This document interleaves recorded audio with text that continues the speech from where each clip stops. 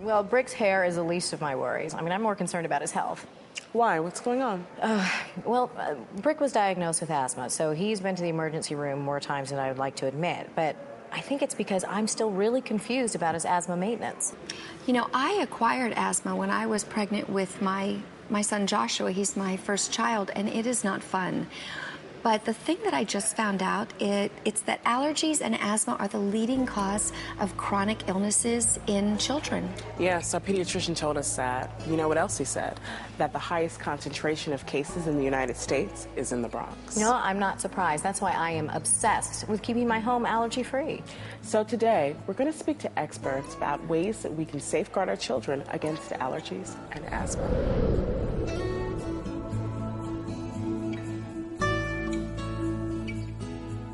C.A.I.D, chronic airway digestive inflammatory disease, which includes sinus problems, allergies, asthma, snoring, sleep apnea, and GERD, affects many children. It affects millions of people, both adults and children, nationwide, around the world. People are suffering. Yeah, give me 5, buddy. Who's your best buddy? Me. Right. Yeah, you forgot that answer, huh? Allergies and asthma really don't see wealth of society. It crosses the line, and wherever you are, you can suffer from asthma or allergies. What you can do is make sure that your environment is as clean as possible, and that'll make you breathe better, feel better, and as a result, live a more healthy life. Several years ago, Ken and I found ourselves the proud parents of newborn triplet boys. They were born prematurely. When they were born, they spent a significant amount of time in the NICU, the neonatal intensive care unit at the hospital. When children are born early, they don't get all the immune protection from their mom that they would get if they were born full term. So we knew that, and being faced with the fact that if they were to become ill and get a fever, that they might have to come back to the hospital. When we finally got the ability to take them home after several months, we were going to do everything that we could, now that things were somewhat back in our control again, to produce an environment in the home that was worthy of our kids. Allergies are definitely on the rise. We certainly see that with global warming, every year the pollen counts are higher. With pollution, dust mites are more rampant than they've been in the past, and allergies are just getting worse. As well, asthma is getting worse because of the environment. A lot of children get, in their first 24 months of life, they get the allergies that they will suffer from for the rest of their lives. So we wanted to make sure that we were going to get that right as parents. We really felt that we had a challenge in front of us as to how we could best keep our home as clean as possible and protect our children.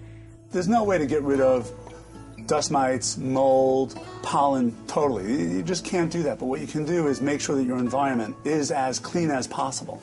Mommy's doing great. He's doing really great. We followed all your helpful advice, and he's doing wonderfully. Good. You did some of the things in his bedroom. We took out the carpet throughout as much of the house as possible. We took out the drapes as much as possible. Hypoallergenic pillows. For the children's room, we need to get rid of the stuffed animals. We need to get rid of the carpeting, put wood floors down. We need to get rid of the drapes and put easily clean blinds where they can be wiped down. We need to put air purifiers in the rooms, maybe with a UV light. There's certain UV light apparatuses which will filter air. So your allergies are better, huh? So have you been doing the things that we spoke about? Everything. Thank you very much. I've been doing the air purifiers, and we put that in the air conditioning. I don't know if I told you that. Changing the filters regularly. We've been cleaning around the wet areas with Clorox. When you're breathing in chemicals, that can be toxic for you as well. That being said, we know that bleach is probably one of the only things that actually cleans mold. And so there's a risk and reward. The alternatives weren't good, meaning that either you had to live with the dust mites and live with all the living organisms in your carpeting, or you had to use things like chemicals. You didn't want your kids playing in that. There are companies now coming out with green cleaning products that are more favorable to the environment, and I think that's really wonderful. I mean, we really have to clean up the environment. That's like probably number one on the agenda with global warming. One of the things that scared us the most when we were doing our research is that asthma rates have more than doubled since 1980. Asthma can be a very frightening experience for a parent, and a child, especially severe asthma. Asthma is the #1 killer of children today. We think of the person next door that has a little asthma that's induced by sports, and so we go, oh, it's no big deal, they're wheezing a little bit, but for that person, they feel like someone's wrapping their chest around with twine and they can't breathe, so it's not so, simple or funny. We know that it sparks when allergies flare, when sinuses flare, when GERD flares or LPR flares, and then their asthma acts up. So those are all connected as well. And then certainly when the infection from your sinuses drips into your lung, you end up with bronchitis, and you could end up with potential pneumonia. The upper airway, the lower airway, and the digestive tract are all connected. I felt like the germ police. Being a new mother of these precious, sweet little boys that we really had to protect and look out for. I mean, if the mom doesn't do it, then who is going to do it? I'm just going to put this right next to your nose. Just touch your nose. See, like your finger. See, that doesn't hurt, right? Okay, look up. Look up at the sky. Look at me. Look at me. Look up. Look up. Look up. Look up. If it hurts. If it hurts, then we'll stop. Okay. Okay. We talked about treating him, #1, with a longer course of antibiotics and nasal sprays, irrigation of his sinuses, which is an Eastern medicine. And that's really a wonderful thing. It's like kind of washing your hands, washing your sinuses. And when you wash your sinuses, it washes out all the allergens, the infection. So that's a real big one. That's almost as important as cleaning your environment. Cough went away already. The cough went away already? Yeah. Wow, that's really good. That's really quick. Really quick. The more we learned about dust mites and how many of them there are in your home, we learned, for example, that a typical square yard of carpeting can have several 100,000 dust mites within them. There are dust mites everywhere, and the truth of the matter is they don't really harm you unless you're allergic to them. So I wouldn't stay up at night worrying about them, but try to clean around the house and get rid of as much dust.